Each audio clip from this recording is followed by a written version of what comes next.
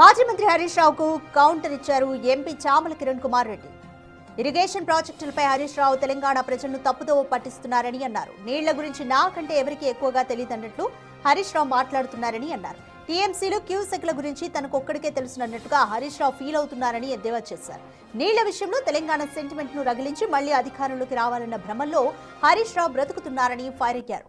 చంద్రబాబు నాయుడు చెప్పినట్లు రేవంత్ రెడ్డి చేస్తున్నారని అసత్య ప్రచారం చేయడమే హరీష్ రావు ఎజెండా అన్నారు చామల. తెలంగాణ రాష్ట్రం ఏర్పడిన తర్వాత కృష్ణానది తెలంగాణ భూభాగంలో 69% ప్రవహిస్తుంటే 812 టీఎంసీల కృష్ణానది జలాల్లో తెలంగాణకు 299 టీఎంసీలు చాలు అని కేసీఆర్ హరీష్ రావు ఎందుకు ఒప్పుకున్నారని ప్రశ్నించారు చామల.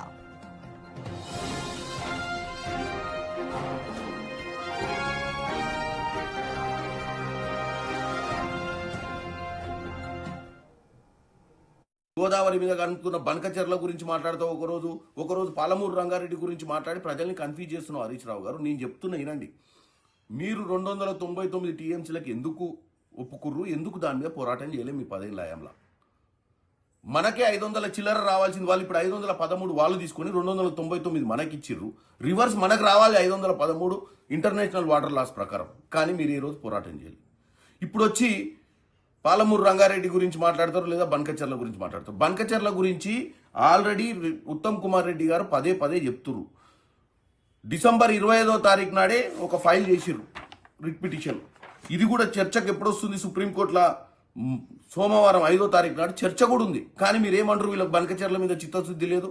ఆ రేవంత్ రెడ్డి గారు చంద్రబాబు నాయుడు గారి మాటలు విని చంద్రబాబు నాయుడు గారికి వాళ్ళ గురువు గారికి ఏదో చేస్తుండని చెప్పి ఉట్టిగా సెంటిమెంట్ రేకెత్తిచ్చినట్టు మాట్లాడుతున్నావు. ఎందుకంటే తెలంగాణ సెంటిమెంట్ తోటి మళ్ళీ అధికారంలోకి రావాలంటే ఇదే నీళ్ల గురించి మాట్లాడి ఇదివరకు మీ మామ అధికారంలోకి వచ్చిండు, నీళ్లను మొత్తం ఏం చేసిండు మనకు అర్థమైపోయింది. కాళేశ్వరం కట్టి కమిషన్లు దండుకుండు, నీళ్లు నిధులు నియామకాలను ఏ తుంగలోకి దొక్కిన మీరు మళ్ళా ఇప్పుడు వచ్చి తెలంగాణ ప్రజల్ని తప్పుతో పట్టిస్తారు.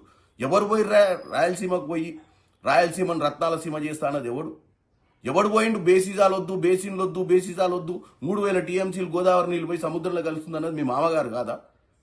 ఇలా బనకచెర్ల గురించి నువ్వు మాట్లాడుతున్నావు. దానికి ఆద్యం పోసిందే మీ మామ.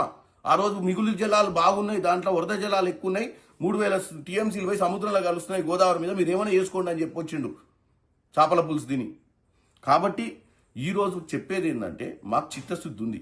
మేము టోటల్గా ప్రాజెక్టులు కృష్ణా జలాల మీద 299 టీఎంసీలు ఇప్పుడు ఉంది. మాకు 299 టీఎంసీ కాదు, మాకు ఇంటర్నేషనల్ వాటర్ లాస్ ప్రకారం మా పర్యాక ప్రాంతం ఎంతైతే ప్రవహిస్తుందో కృష్ణా జలాలు, మా బేసిన్ ఎంత ఉందో అంతనే మా పర్సంటేజ్ కావాలని మా రేవంత్ రెడ్డి గారు పోరాటం చేస్తారు. ఇంకేమనంటే బనకచెర్ల గురించి మాట్లాడుతావు.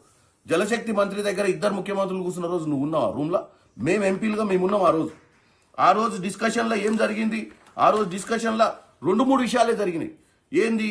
ఆ రోజు డిస్కషన్లో కృష్ణా జలాల మీద టెలిమెట్రీ విధానం పెట్టి ఎవరు ఎన్ని జలాలు ఎవరు ఎంత పర్సంటేజ్ ఆఫ్ వాటర్ వాడుకుంటారో తెలుసుకోవాలని కొత్తగా, ఎందుకంటే ఈ వివాదానికి ఒక ఆలోచన, అంటే ఎన్ని టీఎంసీలు ఎవరు వాడుకుంటారు అనేది ఎగ్జాక్ట్ కోసం టెలిమెట్రీ విధానం పెట్టాలని ఒక డిస్కషన్ అయింది. ఇరు రాష్ట్రాల జలశక్తి అధికారులకు ఒక కమిటీ వేసి అక్కడ ఉన్నటువంటి మరమ్మతులు కానీ అసలు ఉన్న వాస్తవాలు తెలుసుకోవాలని కృష్ణా జలాల మీద. ఇంకోటి శ్రీశైలం ప్రాజెక్ట్ మరమ్మతులు చేయాలనేది ఒక డిస్కషన్ నడిచింది. గోదావరి రివర్ మేనేజ్మెంట్ బోర్డు వచ్చి తెలంగాణలో, కృష్ణా రివర్ మేనేజ్మెంట్ బోర్డు వచ్చి ఆంధ్రప్రదేశ్లో ఉండే విధంగా కొన్ని నిర్ణయాలు తీసుకున్నారు ఆ రోజు. అంతే తప్ప ఆ రోజు బనకచెర్ల గురించి డిస్కషనే జరగలేదు.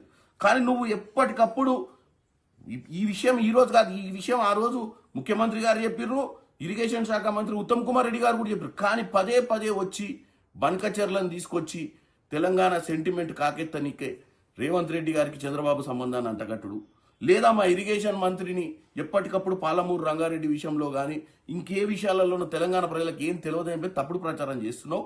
డెఫినెట్గా మా అందరికి చిత్తశుద్ధి ఉంది. నేను కూడా పార్లమెంట్లో ఒక 4 సార్లు మాట్లాడినా, మీరు కావాలంటే రికార్డు తీసుకోండి. మాకు విభజన హామీల ప్రకారం పాలమూరు రంగారెడ్డి ప్రాజెక్ట్కి నేషనల్ స్టేటస్ ఇవ్వాలి, నిధులు ఇవ్వాలని కూడా మేము అడగడం జరిగింది. డెఫినెట్గా దానికోసం పోరాటం